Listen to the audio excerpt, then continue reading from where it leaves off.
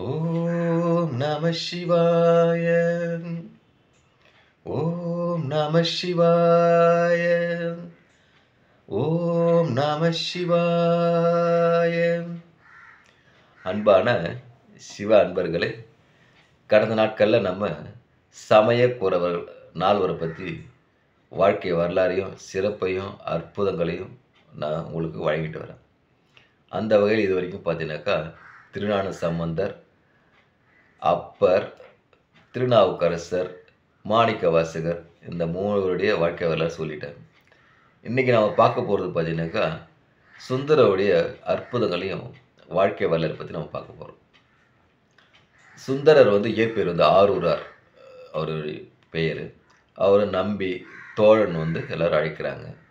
ஏன் இவரை தொண்டர்னு ஏன் அழைக்கிறாங்கன்னாக்கா சிவபெருமானையே மனைவியோட தூது அனுப்பியதில் இவர் தொண்டர் அனுப்பு.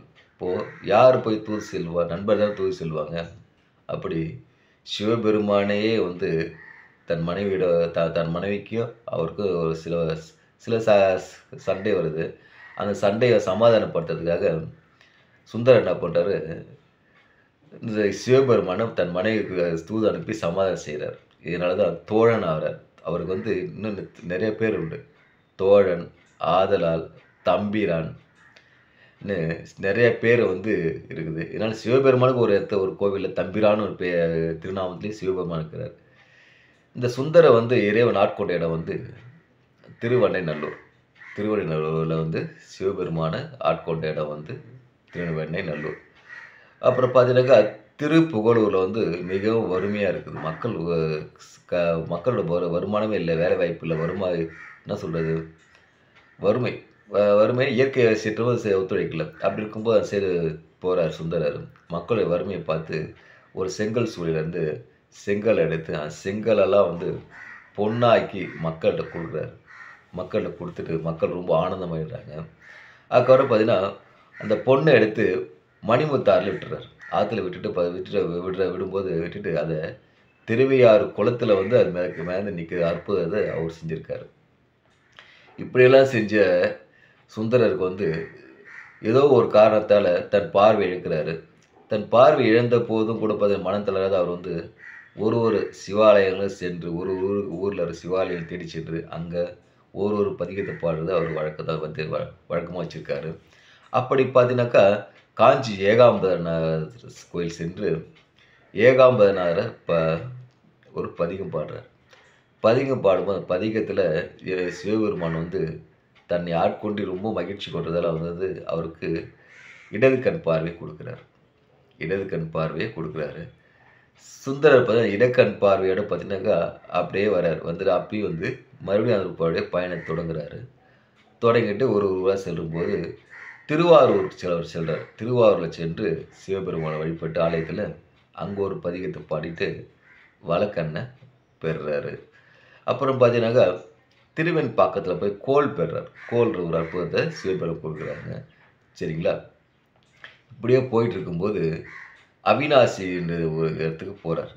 அங்கே அவினாசின்ற இடத்துக்கு போகும்போது ஒரு ஆத்தங்கரை ஓரத்தில் ஒரு தாய் தந்தையர் மிகவும் வருத்தத்தோட ஆத்தங்கரை பார்த்துட்டு அப்படியே பித்து பிடிச்ச மாதிரி இருக்கிறாங்க. பித்து பிடிச்ச மாதிரி இருந்தால் சுந்தர் அந்த தாய் தந்தையரை பார்த்து, என்ன ஆத்தையும் முறைச்சி பார்த்துருக்குறீங்க என்னென்ன கேட்கும்போது, எங்களுக்கு ஏவன் கொடுத்து ஒரு பையன்தான், அந்த பையனையும் குளிக்க போகும்போது முதல்ல விழுங்கிடுச்சு. நாங்கள் என்ன செய்கிறது, எங்கள் ஆதாரம் எல்லாம் வாழ்க்கை ஆதாரம் எல்லாம் போச்சுன்னு சொல்லிட்டு அவர்கிட்ட முறையிடுறாங்க. முறையிட்ட உடனே பார்த்தீங்கன்னாக்கா சுந்தரர் ஒரு பதிகத்தை ஒன்று ஆற்றங்கரில் ஓரத்தில் உட்காந்து பதிகத்தை ஒன்று பாடுறாரு. அந்த ஒரு பதிகம் பாடும்போது என்ன அற்புதம் பாருங்கள். இன்றைக்கி சாப்பிட்ட உணவு இரவே செமிச்சிடும். சரிங்களா? இந்த முதலை அந்த சிறுவனை முழுங்கி 3 நாள் ஆகுது. 3 நாள் ஆன சிறுவனை ஒரு பதிகத்தை பாடி அந்த முதலை முழுசாக அவன் உயிரோட வெளியே கக்குது. கக்குனோடனே அந்த அற்புதத்தை பார்த்து ரொம்ப மகிழ்ச்சி அடைகிறாங்க. ரொம்ப மகிழ்ச்சி அடைஞ்சோடனே ஆனந்தம் கொண்டு அந்த சுந்தரரை வணங்கி போயிடுறாங்க. இப்படி நிறைய அற்புதங்களை அவர் செஞ்சுருக்காரு. இவர் பார்த்தீங்கன்னா வாழ்ந்த காலம் 18 வயது தான். இவர் 18ஆவது வயசு வரும்போது சேரன் பெருமான் நாயனர் குதிரை மலை ஏறி போகிறாரு. வரும்போது இவர் சுந்தரர் என்ன பண்ணுறாரு, வெள்ளை யானையில் உட்காந்து திருக்கயிலாயம் சென்றுகிறார். இந்த திருக்கயிலாயத்தில் எல்லையாரில் சென்று அடைகிறார். இந்த திருக்கயிலாயத்தில் இவருக்கு வந்து ஆளாள சுந்தரன் பெயர் உண்டு. இந்த திருக்கயிலாயத்திலேயே இவருக்கு பெயர் உண்டு, ஆளாள சுந்தரன் பெயர் உண்டு. ஏன்னா சிவபெருமான் ரொம்ப நேசிச்சவர் இல்லையா, சிவபெருமான் தூது அனுப்பிச்சிருக்கிறாரு, சிவபெருமான் நட்புறவு கொண்டவர், சிவபெருமான் ரொம்ப விரும்பிய என்ன சொல்ல சமயக்குறவர்கள் இவரும் ஒருத்தர்.